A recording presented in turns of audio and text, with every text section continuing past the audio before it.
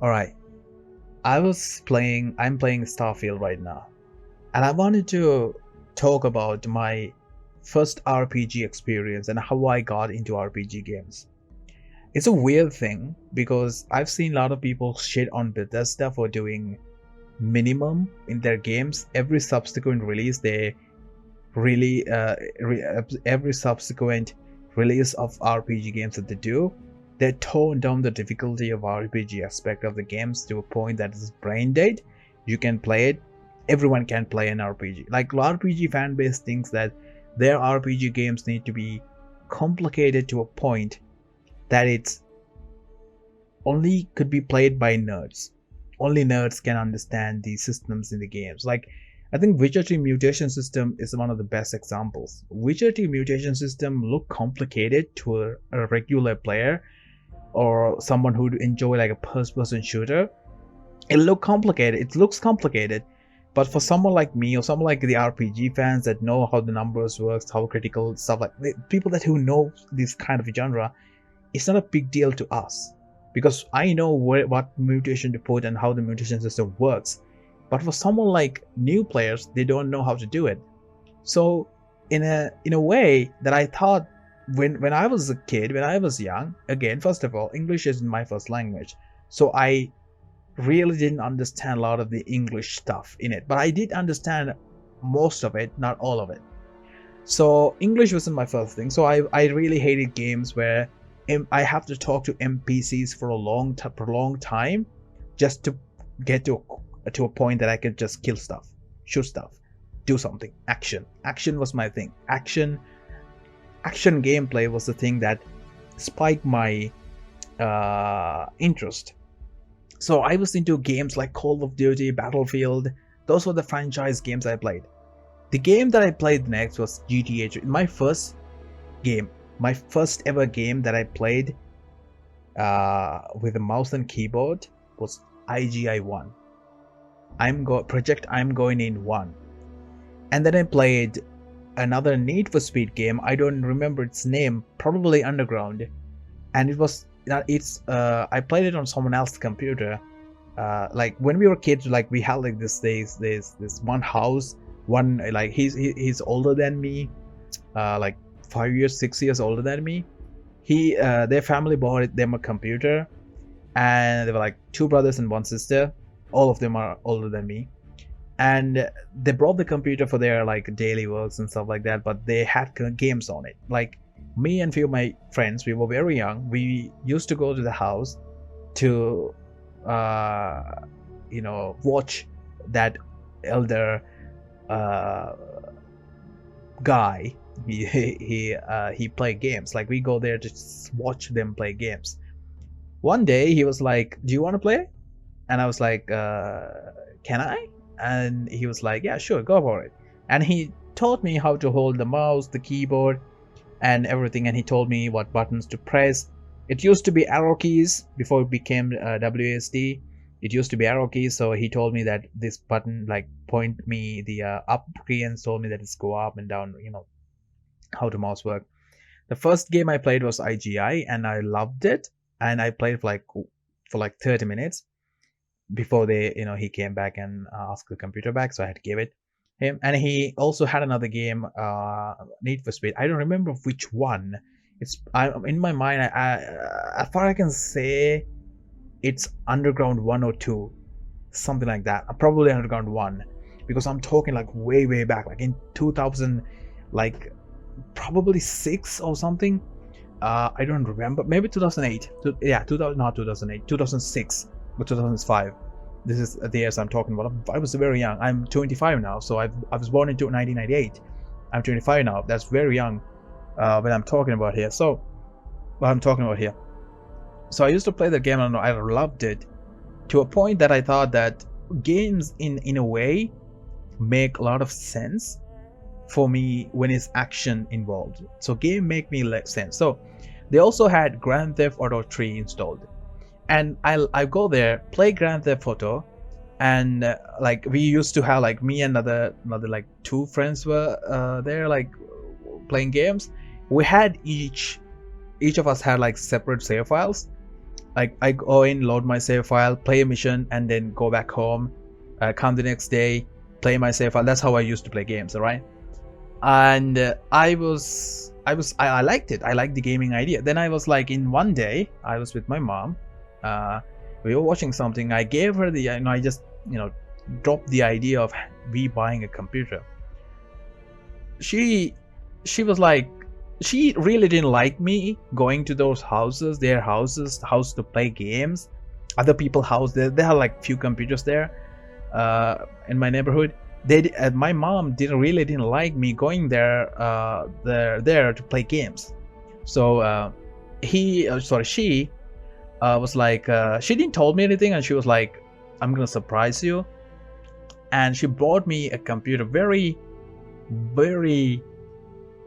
minimum computer, but it was expensive. It's just expensive at the time, but it had like 128 megabyte of RAM, 32 megabyte of VGA, and a Pentium 3 processor, or maybe Pentium 2. I don't remember. It's a Pentium processor. I know that for a fact. It was the bare minimum they could afford, but they bought me one. I was happy. And the first thing I tried to play was Grand Theft Auto 3. It didn't work. You know why? Because it required 256 megabyte of a RAM. I hardly had 128. So I was disappointed. I could play the game. I can open the game will start. Then a few moments, I could just take like few steps and the game will just freeze. And the game doesn't tell me, the game doesn't let me do anything. It just freeze. And I was like, yeah, it's okay. I don't deserve it. Then I started to get, I got IGI, Project IGI, and all these games are pirated, by the way. Where I'm living in a country that pirating digital media is okay. It's no longer. It still does, but not to extent that it used to be. I would play these games, and I enjoyed it every minute of it because I love playing video games. I got addicted to video games, not addiction per se, like some kind of drug addict, but I love the gaming aspect. My mom still believes that the downfall of my education, a lot of stuff, because of the computer that they bought to me, because I got addicted to video games and stuff. But in my way, I think it's a win. It's a win for me. My English was not perfect. I'm not, again, like I said, my English is not my first language. My grammar is not perfect. Sometimes I struggle to explain something that's easy to explain for someone else. But again, that's the thing. Speaking a different language is hard, right? So I got to a point that I can speak English like this, where someone could understand. And even with all the grammar mistakes and whatnot, but to a point, big thanks to video games, thanks to cartoons, English cartoons that I used to watch. You probably hear me say words that sounds like British, sometimes sound like Americans, sometimes sound like an Indian person saying it, because I have this mix of words in my mouth that I didn't learn how to speak English in a traditional way of going to school, and someone like a teacher told me how to pronounce words. I would not pronounce a word like that, because if I did, my English would sound a lot different. It was similar to someone like an India or Sri Lankan person would speak. My English, it came from this media, all this media like games, movies and stuff. I learned words by it. So instead of saying water, I say water. Yeah, I don't say water, I say water. I don't say data, I say data. Yeah, so because of stuff like that, this happens because thanks to video games. And what I was going for is the RPG stuff, right? The reason why I got into RPG, this is actually, I'm giving you the backstory of my gaming history and stuff. After I got to that point, I was thinking, so what I was talking about, oh yeah, so right. And then I got my first computer, then I got exposed to Age of Empires 2. Then I realized that I really like strategy games, real-time strategy games, and I loved it.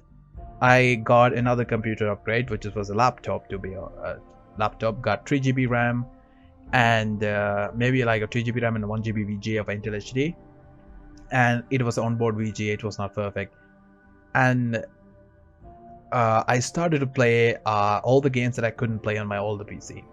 So it was GTA 3. I downloaded Vice City. I downloaded, sorry, not, I didn't download them. They're like I said, a pirated copy. Everyone has that DVDs and CDs and stuff like that. And there's one game that was on a DVD. I remember that. There was one game that was on a DVD, but my older computer, the Pentium computer, only had a CD-ROM, so it could not read DVD format. So I had to go to someone else's house who has a DVD ROM. So I would put it. So he put the disc in and he copied all the files into a pen drive, thumbstick drive. But the fun fact is, the thumbstick only could hold around 512 megabytes. So I have to go back and forth copying files. I had to like 5 times maybe just to copy the game into my computer, only to find out that doesn't work. I lived through that harsh time of not being able to play what I want. Then I got like that laptop. I was like so excited. It had a DVD ROM. It had everything. It had like an i3 processor with second gen i3 processor or something. I played games. And one of the games that I exposed to after I played the Grand Theft Auto franchise. I'm not that young, and I used to. I was like, not even, I was not an adult, but I was still not suitable for those games like Grand Theft Auto and stuff. And I liked it. I like the open world genre then I like the RTS genre, open world genre. Then I got exposed to something called Dragon Age. The first Dragon Age game. I hated that game. I hated that game with a passion. I asked for someone, I asked for the CD from a friend who had the game. He gave me the one. I installed it and I played like first few hours of game. I hated it. I hated the idea of dialogues, the complicated stories, and all those stuff. I hated that. But when I realized that it's not that people hate it, I hated that RPG game genre because I didn't understood English at that time. I still struggle understanding some words, some statements, or some context to some stuff. That some English is, like I said, it's a language. It's very hard to learn from other language. So I didn't understand a lot of it, but I just like my mind was just completely shut off when I hear those people talk. So what I ended up doing was that in a way I was like, okay, it's not for me. I uninstalled the game. I didn't uninstall it. I didn't touch it. And I went back to playing Grand Theft Auto. I think San Andreas, if I were to play that on Steam, I probably have like thousands hours, 2,000, maybe 5,000 hours on San Andreas alone, because I used to do a lot. By the time I'm talking about, I was not exposed to the idea of internet. I didn't know internet was even existing. All right, the third world countries. Welcome to third world countries, guys. So I didn't know the idea of internet, or I'd never heard of internet. So when I was exposed to internet, I was like, holy shit, there's a lot of things that I could do on the internet, right? So I got and download games, figured out how to do it. Again, like I said, pirated. So pirated downloads and stuff like that. I grew up to a person today, to who I am today, and then I got a switch swap laptop, another laptop that's a little bit more powerful. Then I got the PC I have today. It's a thanks to a small indie studio that I worked for, video game studio that I worked for. They bought me the computer. It's just a whole different story. I'm not gonna get into it, but they bought the computer today. I'm grateful for them for that, to play games like I play today. And it's not even perfect. It's not perfect. I have like a 1070 16 gig RAM, but still works, right? I can run Starfield. It works fine. It'll have like 30 FPS, but I can play it. I loved it. So in medium settings and whatnot, even if I lower down some settings and download some mods, I know for a fact that this game would run 60 or 40, maybe at least 50 FPS. But I'm not ready to sacrifice. So I got the computer. But before I got the computer, I was on my small laptop, 3 GB RAM. Like I said, I got another laptop, right? That laptop had 8 GB RAM, 2 GB AMD GPU, dedicated GPU, and I was playing all the like that time. Far Cry 4 came out, 5 came out, 4 came out, and then Far Cry 5 came out. And I liked the idea. I played it and I loved it. All right, open world games. I like the open world games. One of the most games I hated still was RPG games. One day I was on YouTube. I searched for open world games, best open world games. I don't remember the video that I watched, but in one video they say in one of the videos that I watched, the Skyrim came up. So I just still don't remember what exactly the person in the video said, but he said to me that your consequences for your choices are open world and whatnot. That actually intrigued me. I was like, all right, let's see. Still, I'm pirating games, by the way, and I went there and bought. I didn't bought it, but I got. I looked on the website, the internet. I know a few websites that have these legal products. I went there, bought. I didn't download the game and opened the game. The main menu, you all know the main menu, right? That dragon, like the symbol thingy, and I was like, oh, this is very minimal. There's no fancy things, and I clicked new games, and I was in a dragon ride. Sorry, I was in this cart ride, right? And I was like during I'm a fun thing happened. Like I said, I hated the RPG mechanics of dialogue trees and whatnot. In the midway through the downloads, I was looking at some videos of what Skyrim gameplay and that. I saw the dialogue tree and I was like, oh my god, I hate these type of games. But I didn't want to cancel it because I'm so far, I'm almost finished downloading. I was like, all right, let's download and let's see what's the game about. You know, and I like it. Download the game, open the game, played it, and something clicked inside my brain like, holy shit, I like these type of games. It may be Skyrim's simplistic way. Maybe it's maybe have to do with that Skyrim did a pretty good job introducing new players to the RPG genre. It's maybe controversial to say, but I think it may be doubtful, or rather, yeah, it's maybe doubtful, but I think Skyrim did a pretty good job introducing people into the concept of a role-playing game. I remember my first character I heard that after watching all the videos, they said that you can be whatever you want, but I had no idea what I'm doing. I picked every game I play as a female character. This is something I do, all right? I picked the best, like orcs, elves, wood elves. They look different. I'm not trying to be racist here, but they look different, right? So I didn't school them out. Then Bratons and Imperials and Nords were on the table for me, especially Khajiit and Argonian. They look completely different, like animals to me. Obviously, they are animals, so they're out of the table as well. So it was Imperials, Bretons, and Nords. I picked a Nord woman, and I don't even know what passives they have. I don't know what they're capable of. I just played the game.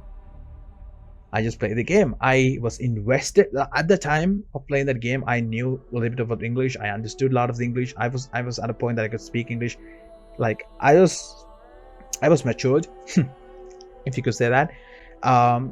So because of that, I understood what the game's about. I understood the political intrigue and everything. I understood a lot of it, about most of it. So I loved it. I loved the killing dragons. I liked the open world. I loved every bit of it.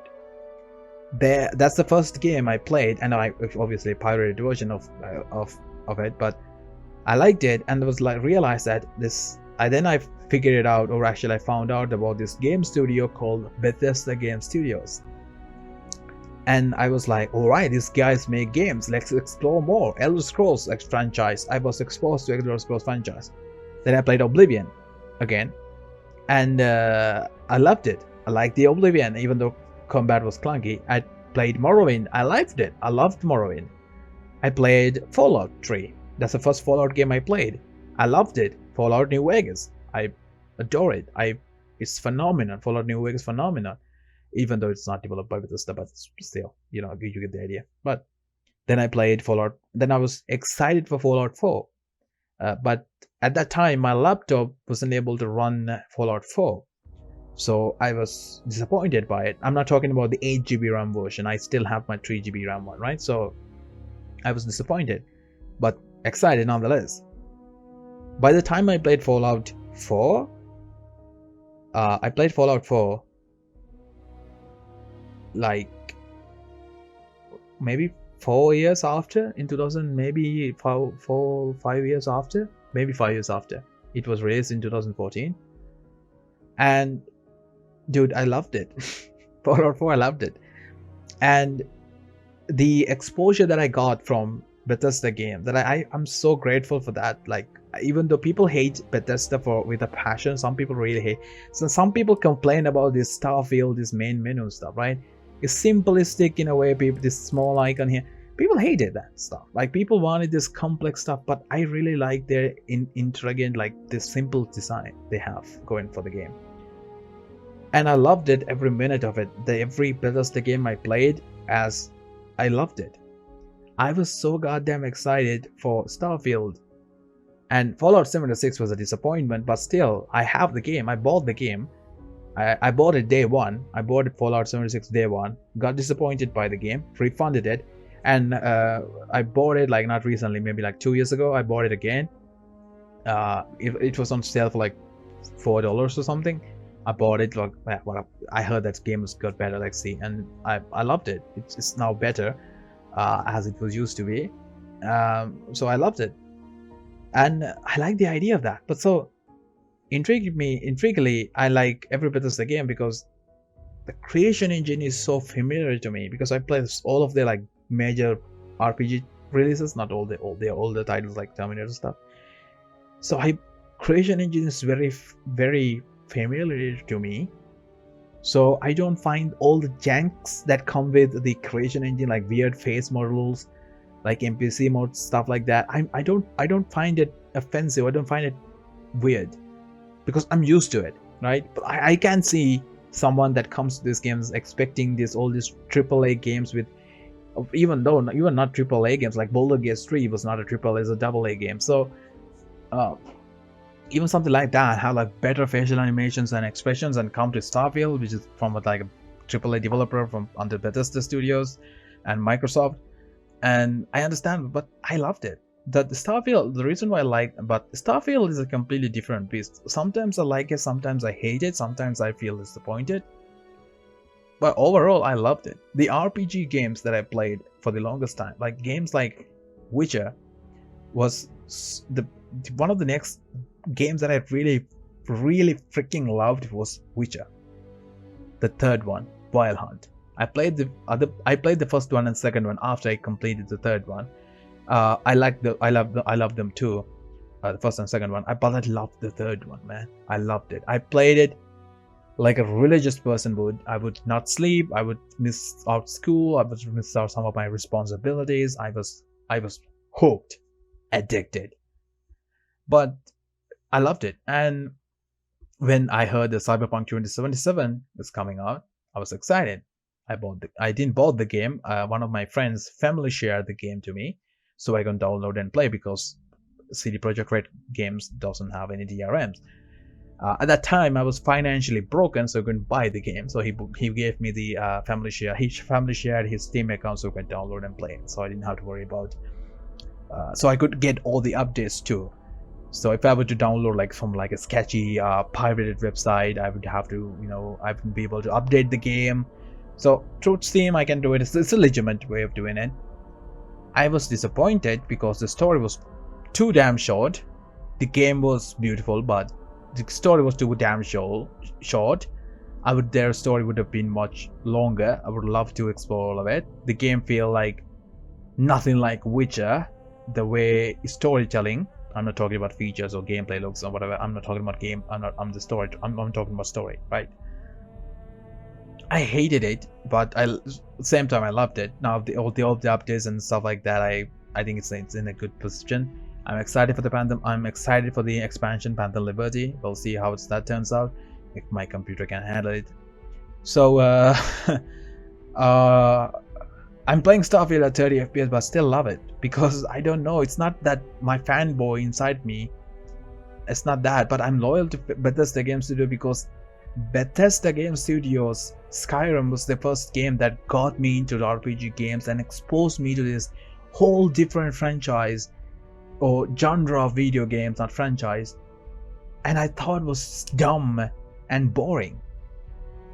I thought that Call of Duty was the best, cinematics, explosions all the way. That's what I thought was good. But after I got into RPG games, I was like, no. Those games like kids, what dude, the depth in the stories and everything. I was excited. I was grateful for that. But when I say that Starfield is a disappointment in a way as a Bethesda fan, I mean it. I'm pretty sure with mods, all the technical jigglish will go away. But I don't think this game is a bad game. It's a good game. But there are some places that I'm disappointed. But again, you can't have it all. Seamless travel between planets is something I don't think I think if they put their time in, the creation engine could possibly handle. But creation engine, let me give you something about creation engine too. Creation engine works cell-based system. So even the open world is a huge cell that they use something called calling. So what calling does, it renders only the part that the players are in. Whenever players move, these cells call in. So there's, you don't see it, but you still feel like the world, is rich and detailed, but where the players at, but from far away from the players, it's just completely and utterly low res. It's nothing. I can actually show it to you. If I do this, I get my achievement disabled, but I'm gonna show you anyway. So I can show it to you here. So this actually calls cell-based games because it's a cell, obviously, and you could not go far away from a cell. I'm sorry about the FPS. It's like a 30 FPS right now, but the idea of that was that the Bethesda Game Studios engine is always a cell-based game. So loading screens is inevitable. Loading screen is a thing that I have to deal with playing all the Bethesda games I played throughout the years. So it was never a big deal to me when people complained about, oh, there loads a lot of loading screens. And I have a friend who's pissed at the game because the inter atmosphere lighting is not a thing in this game. Like, imagine that. I'm so grateful that I'm not that biased when it's come to video games and think that, oh yeah, this feature should be a thing. Like, I'm not that kind of a person. I'm grateful for that because I'm not get pissed off for features that I didn't expect. Some people think that the Starfield needs to be a fucking sim like Star Citizen. Like, if it was, I don't think Star Citizen would ever come out, because Star Citizen, let's not talk about Star Citizen, all right? It's a fucking disappointment to me.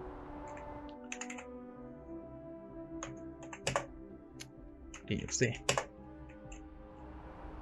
Like, if I were to go all the way here, you guys can see that there's like a tree flying over there, right? So this is entirely a huge cell, right? This city, the Atlantic city, take place in this huge cell, and this cell is loaded separately to the outside world. If I were to jump down and just try to swim like over there, I probably can't do it.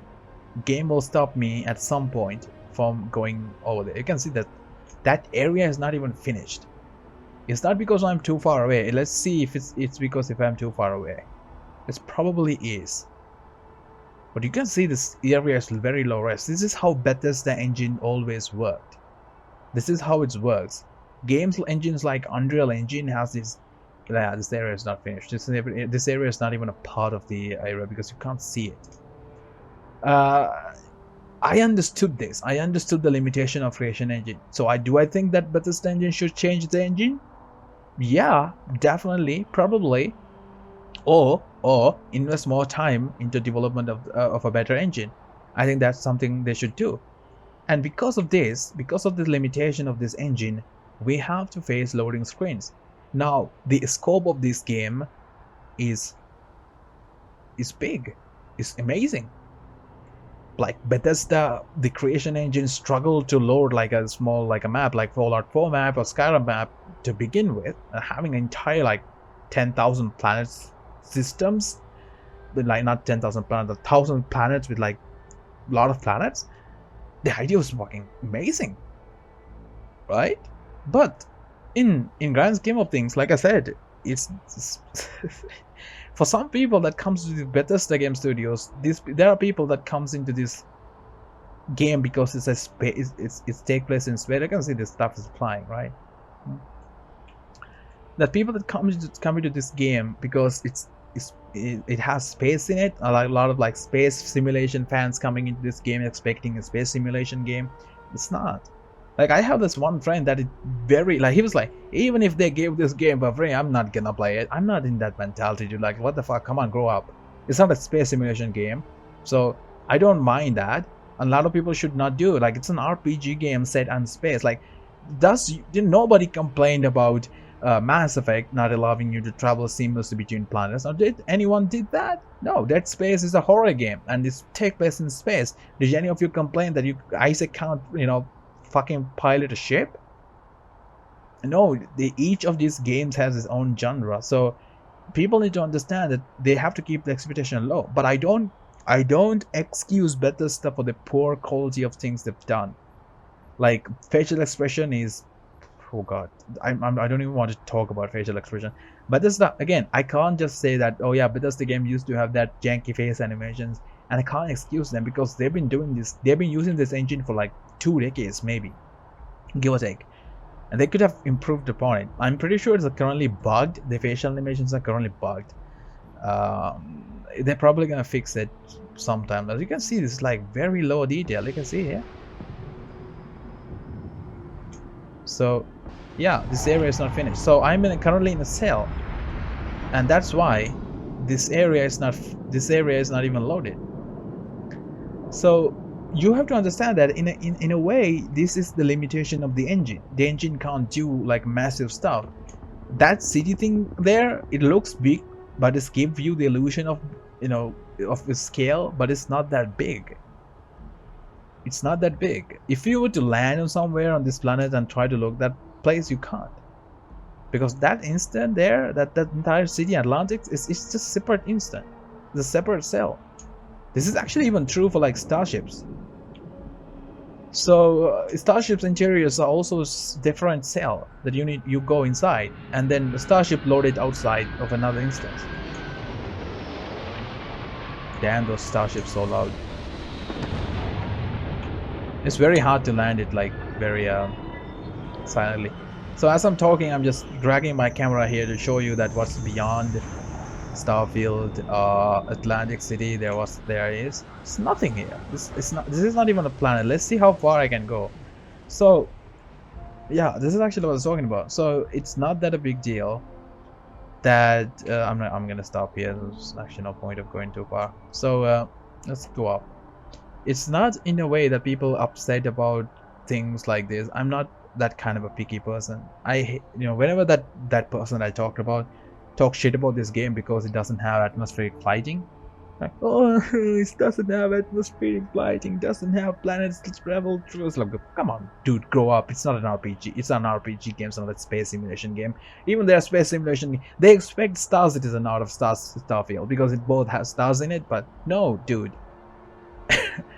Because both of the game have stars in their name, it doesn't work like that. If Starfield is a different thing, Starfield is a different thing to Star Citizen.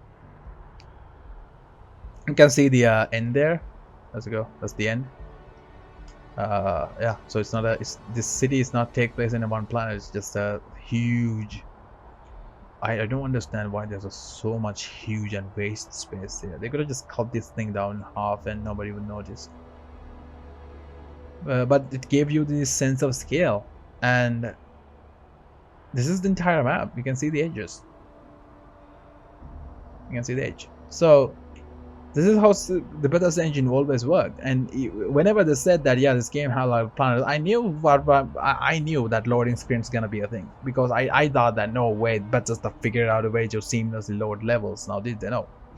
So you can argue that yeah, Cyberpunk 2077 has no loading screen. It does seamlessly. Yeah, it can, because the game engine, the way it is programmed, this engine is not programmed in that way. It needs an instant loading base. Oh, sorry, it works on instance based loading mechanism.